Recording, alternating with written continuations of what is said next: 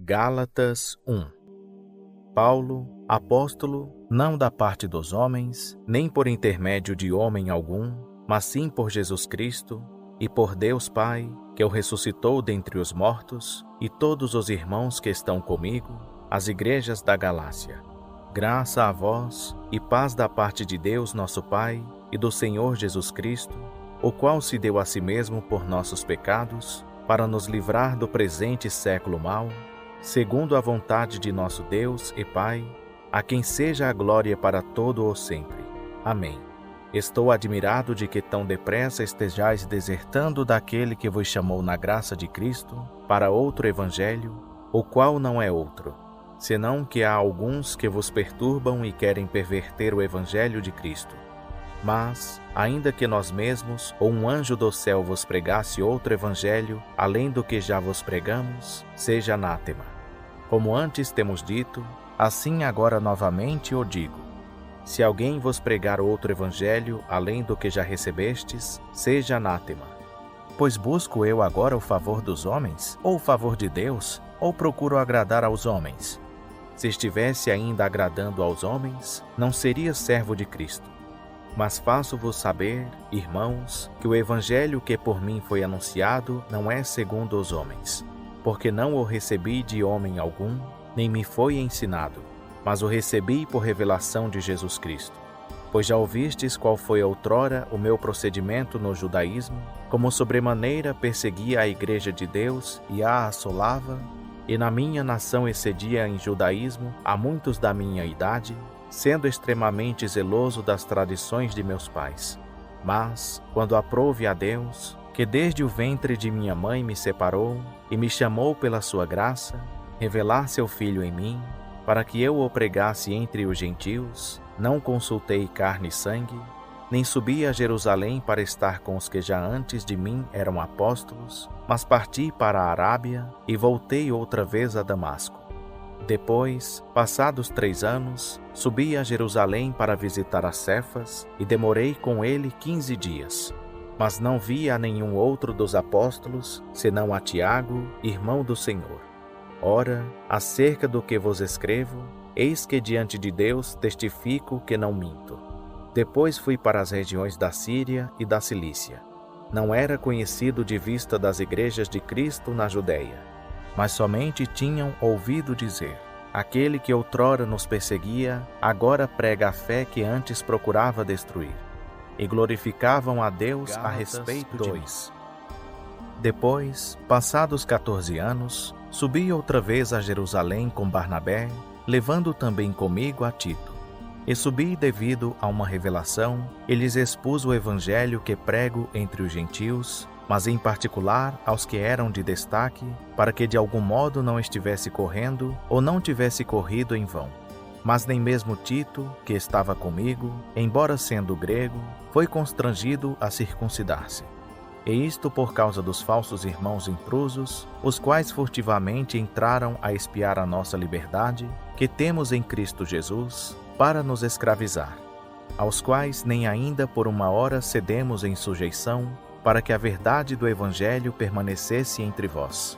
Ora, daqueles que pareciam ser alguma coisa, quais outrora tenham sido, nada me importa. Deus não aceita a aparência do homem, esses, digo, que pareciam ser alguma coisa, nada me acrescentaram. Antes, pelo contrário, quando viram que o evangelho da incircuncisão me fora confiado, como a Pedro o da circuncisão.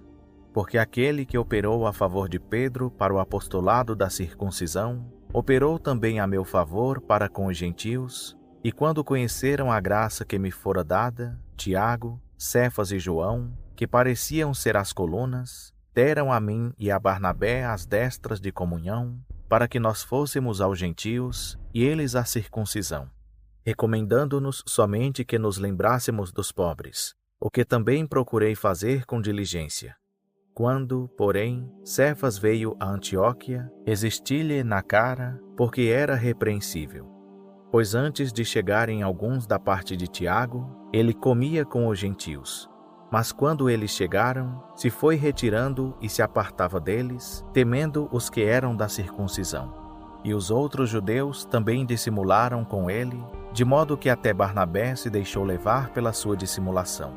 Mas, quando vi que não andavam retamente conforme a verdade do Evangelho, disse a Cefas perante todos: Se tu, sendo judeu, vives como os gentios, e não como os judeus, como é que obrigas os gentios a viverem como judeus? Nós, judeus por natureza, e não pecadores dentre os gentios, sabendo, contudo, que o homem não é justificado por obras da lei, mas sim pela fé em Cristo Jesus, temos também crido em Cristo Jesus para sermos justificados pela fé em Cristo, e não por obras da lei. Pois por obras da lei nenhuma carne será justificada. Mas se, procurando ser justificados em Cristo, fomos nós mesmos também achados pecadores, é porventura Cristo ministro do pecado? De modo nenhum. Porque, se torno a edificar aquilo que destruí, constituo-me a mim mesmo transgressor. Pois eu pela lei morri para a lei, a fim de viver para Deus. Já estou crucificado com Cristo. E vivo, não mais eu, mas Cristo vive em mim. E a vida que agora vivo na carne, vivo-a na fé no Filho de Deus, o qual me amou e se entregou a si mesmo por mim. Não faço nula a graça de Deus, porque, se a justiça vem mediante a lei, logo Cristo morreu em vão. Ó insensatos Gálatas, quem vos fascinou a vós, ante cujos olhos foi representado Jesus Cristo como crucificado? Só isto quero saber de vós. Foi por obras da lei que recebestes o Espírito, ou pelo ouvir com fé? Sois vós tão insensatos? Tendo começado pelo Espírito, é pela carne que agora acabareis? Será que padecestes tantas coisas em vão? Se é que isso foi em vão. Aquele, pois, que vos dá o Espírito, e que opera milagres entre vós, acaso o faz pelas obras da lei, ou pelo ouvir com fé? Assim como Abraão creu a Deus, e isso lhe foi imputado como justiça. Sabei, pois, que os que são da fé, esses são filhos de Abraão. Ora, a Escritura, prevendo que Deus havia de justificar pela fé os gentios, anunciou previamente a boa nova a Abraão, dizendo: Em ti serão abençoadas todas as nações. De modo que os que são da fé são abençoados com o crente Abraão. Pois todos quantos são das obras da lei estão debaixo da maldição. Porque escrito está: Maldito todo aquele que não permanece em todas as coisas que estão escritas no livro da lei, para fazê-las. É evidente que pela lei ninguém é justificado diante de Deus, porque o justo viverá da fé. Ora, a lei não é da fé, mas o que fizer estas coisas, por elas viverá. Cristo nos resgatou da maldição da lei, fazendo-se maldição por nós, porque está escrito: Maldito todo aquele que for pendurado no madeiro, para que aos gentios viesse a bênção de Abraão em Jesus Cristo, a fim de que nós recebêssemos pela fé a promessa do Espírito. Irmãos, como homem falo. Um testamento, embora de homem, uma vez confirmado, ninguém o anula, nem lhe acrescenta coisa alguma. Ora, a Abraão e a seu descendente foram feitas as promessas. Não diz, e a seus descendentes, como falando de muitos, mas como de um só, e a teu descendente, que é Cristo. E digo isto: ao testamento anteriormente confirmado por Deus, a lei, que veio 430 anos depois, não invalida, de forma a tornar inoperante a promessa. Pois se da lei provém a herança, já não provém mais da promessa. Mas Deus, pela promessa, a deu gratuitamente a Abraão. Logo, para que é a lei? Foi acrescentada por causa das transgressões, até que viesse o descendente a quem a promessa tinha sido feita, e foi ordenada por meio de anjos, pela mão de um mediador. Ora, o mediador não o é de um só, mas Deus é um só. É a lei, então, contra as promessas de Deus? De modo nenhum. Porque, se fosse dada uma lei que pudesse vivificar, a justiça, na verdade, teria sido pela lei. Mas a Escritura encerrou tudo debaixo do pecado, para que a promessa pela fé em Jesus Cristo fosse dado aos que creem. Mas, antes que viesse a fé, estávamos guardados debaixo da lei, encerrados para aquela fé que se havia de revelar. De modo que a lei se tornou nosso aio para nos conduzir a Cristo, a fim de que pela fé fôssemos justificados. Mas, depois que veio a fé, já não estamos debaixo de aio, pois todos sois filhos de Deus pela fé em Cristo Jesus. Porque todos quantos fostes batizados em Cristo vos revestistes de Cristo. Não há judeu nem grego, não há escravo nem livre, não há homem nem mulher, porque todos vós sois um em Cristo Jesus. E, se sois de Cristo, então sois descendência de Abraão e herdeiros conforme a promessa. Ora, digo que por todo o tempo em que o herdeiro é menino, em nada difere de um servo, ainda que seja senhor de tudo, mas está debaixo de tutores e curadores até o tempo determinado pelo Pai. Assim também nós, quando éramos meninos, estávamos reduzidos à servidão debaixo dos rudimentos do mundo. Mas, vindo a plenitude dos tempos, Deus enviou seu Filho, nascido de mulher, nascido debaixo de lei, para resgatar os que estavam debaixo de lei, a fim de recebermos a adoção de filhos. E, porque sois filhos, Deus enviou aos nossos corações o Espírito de seu Filho, que clama: Abba, Pai. Portanto, já não és mais servo, mas filho. E se és filho, és também herdeiro por Deus. Outrora, quando não conhecieis a Deus, servíeis aos que por natureza não são deuses. Agora, porém, que já conheceis a Deus, ou, melhor, sendo conhecidos por Deus, como tornais outra vez a esses rudimentos fracos e pobres, aos quais de novo quereis servir? Guardais dias, e meses, e tempos, e anos. Temo a vosso respeito não haja eu trabalhado em vão entre vós. Irmãos, rogo-vos que vos torneis como eu, porque também eu me tornei como vós. Nenhum mal me fizestes. E vós sabeis que por causa de uma enfermidade da carne vos anunciei o Evangelho a primeira vez, e aquilo que na minha carne era para vós uma tentação, não o desprezastes nem o repelistes, antes me recebestes como a um anjo de Deus, mesmo como a Cristo Jesus. Onde está, pois, aquela vossa satisfação? Porque vos dou testemunho de que, se possível fora, teríeis arrancado os vossos olhos e mos teríeis dado. Tornei-me acaso vosso inimigo, porque vos disse a verdade? Eles vos procuram zelosamente, não com bons motivos, mas querem vos excluir, para que zelosamente os procureis a eles. No que é bom serdes sempre procurados, e não só quando estou presente convosco. Meus filhinhos, por quem de novo sinto as dores de parto, até que Cristo seja formado em vós. Eu bem quisera estar presente convosco agora, e mudar o tom da minha voz, porque estou perplexo a vosso respeito.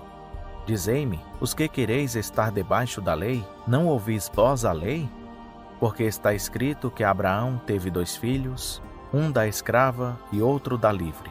Todavia o que era da escrava nasceu segundo a carne, mas o que era da livre, por promessa. O que se entende por alegoria, pois essas mulheres são 2 pactos, um do monte Sinai, que dá à luz filhos para a servidão, e que é Agar. Ora, esta Agar é o monte Sinai na Arábia, e corresponde a Jerusalém atual, pois é escrava com seus filhos. Mas a Jerusalém que é de cima é livre, a qual é nossa mãe. Pois está escrito: Alegra-te, estéril, que não dás à luz, esforça-te e clama, tu que não estás de parto. Porque mais são os filhos da desolada do que os da que tem marido. Ora vós, irmãos, sois filhos da promessa, como Isaque. Mas, como naquele tempo o que nasceu segundo a carne, perseguia ao que nasceu segundo o Espírito, assim é também agora. Que diz, porém, a Escritura? Lança fora a escrava e seu filho, porque de modo algum o filho da escrava herdará com o filho da livre. Pelo que, irmãos, não somos filhos da escrava, mas da livre. Para a liberdade Cristo nos libertou. Permanecei, pois, firmes, e não vos dobreis novamente a um jogo de escravidão. Eis que eu, Paulo, vos digo que, se vos deixar de circuncidar, Cristo de nada vos aproveitará. E de novo testifico a todo homem que se deixa circuncidar, que está obrigado a guardar toda a lei. Separados estais de Cristo, vós os que vos justificais pela lei.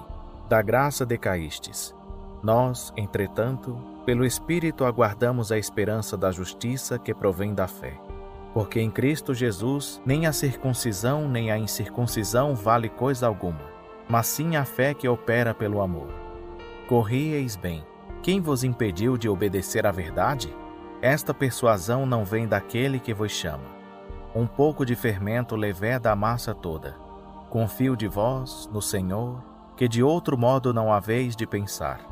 Mas aquele que vos perturba, seja quem for, sofrerá a condenação. Eu, porém, irmãos, se é que prego ainda a circuncisão, porque ainda sou perseguido? Nesse caso o escândalo da cruz estaria aniquilado. Oxalá se mutilassem aqueles que vos andam inquietando. Porque vós, irmãos, fostes chamados à liberdade. Mas não useis da liberdade para dar ocasião à carne, antes pelo amor servi-vos uns aos outros. Pois toda a lei se cumpre numa só palavra, a saber, amarás ao teu próximo como a ti mesmo. Se vós, porém, vos mordeis e devorais uns aos outros, vede não vos consumais uns aos outros. Digo, porém, andai pelo Espírito, e não haveis de cumprir a cobiça da carne. Porque a carne luta contra o Espírito, e o Espírito contra a carne. E estes se opõem um ao outro, para que não façais o que quereis. Mas, se sois guiados pelo Espírito, não estais debaixo da lei.